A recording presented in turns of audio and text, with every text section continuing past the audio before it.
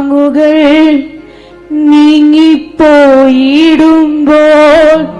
ലോകക്കാരെല്ലാരും കൈവേടിഞ്ഞിടുമ്പോൾ ലോകത്തിൻ താങ്ങുകൾ നീങ്ങിപ്പോയിടുമ്പോൾ ലോകക്കാരെല്ലാരും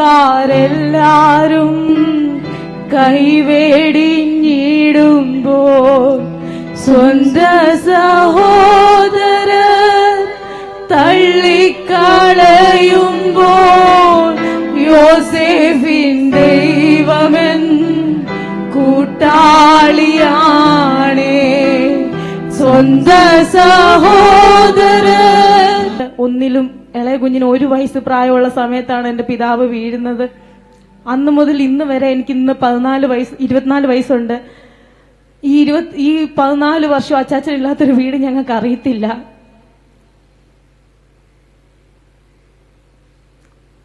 അച്ചാച്ചന്റെ നിർദ്ദേശങ്ങളില്ലാത്ത ഒരു കാര്യം ഞങ്ങളുടെ ജീവിതത്തിലില്ല.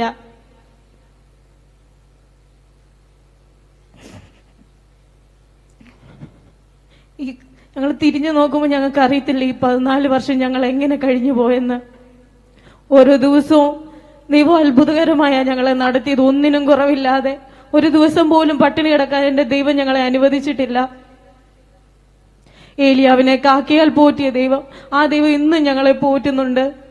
പലരിലൂടെ 2014 ഞങ്ങൾക്കറിയില്ല എവിടുന്നോ US-ന്ന് പാപ്പച്ചാനും ഫാമിലി ഞങ്ങളുടെ അടുത്തേക്ക് വന്ന് ഞങ്ങളുടെ സഹോദരങ്ങൾ ഞങ്ങളെ കരുതുന്നതിനെക്കാട്ടിലും കൂടുതലായിട്ട് ഞങ്ങളെ അടുത്ത് വരികയും ലീവിനൊക്കെ കടന്നു വരുമ്പോൾ അവർ ഞങ്ങളുടെ വീട്ടിൽ വരാതെ പോത്തില്ല. അവർ ഈ അച്ചാച്ചൻ പൊയ്യാനിൽ ICU കിടന്നപ്പോൾ പോലും അവര് വീഡിയോ കോൾ ചെയ്ത് കരഞ്ഞ് അവര് പ്രാർത്ഥിച്ചു. ഇപ്പൊ അവര് ലൈവ് കണ്ടോണ്ടിരിക്കുക. അവരോടൊരു നന്ദി പറഞ്ഞില്ലെങ്കിൽ അത് ഞാൻ ജീവിതത്തിൽ ചെയ്യുന്ന തെറ്റായി പോവും. അങ്ങനെ ഞങ്ങളെ കരുതി ഒരുപാട് കാര്യങ്ങളുണ്ട്. മിസ്സി ആന്റി, മർത്തോമേല കുറെ അച്ഛന്മാര്, പിന്നെ ഞങ്ങളുടെ പാസ്റ്ററുകള്, ഫാമിലി,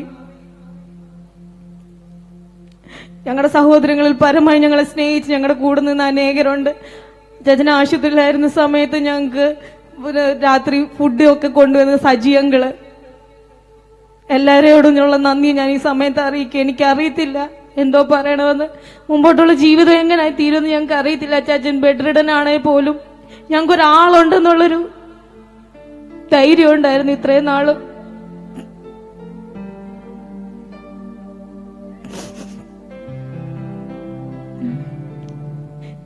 ഈ ചുറ്റുപാട് എന്റെ വീടിനകത്ത് ഫുള്ള്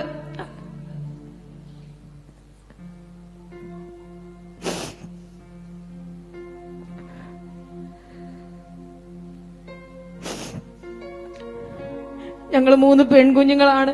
ഞങ്ങളെ അത്രയും ആ ചെറിയ പ്രായം തൊട്ട് ഈ പ്രായം വരെ വളർത്തിക്കൊണ്ടുവരാൻ ഞങ്ങളുടെ അമ്മ ഒരുപാട് നിന്ദകൾ അനുഭവിച്ചിട്ടുണ്ട്. പലപ്പോഴും പലരുടെ മുമ്പിൽ നിന്ദകൾ അനുഭവിച്ചിട്ടുണ്ട്. അവിടെ നിന്നെല്ലാം ദൈവം ഞങ്ങളെ മാനിച്ചു.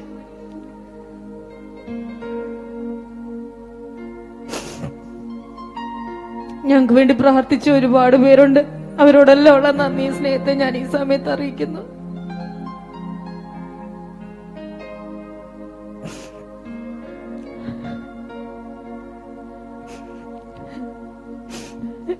ഞങ്ങളുടെ അമ്മാമ ഞങ്ങൾ ജനിച്ച നാള് മുതൽ ഇന്ന് വരെ ഞങ്ങൾക്ക് വേണ്ടുന്ന എല്ലാം ഞങ്ങൾക്ക് വേണ്ടി കരുതി തന്നു.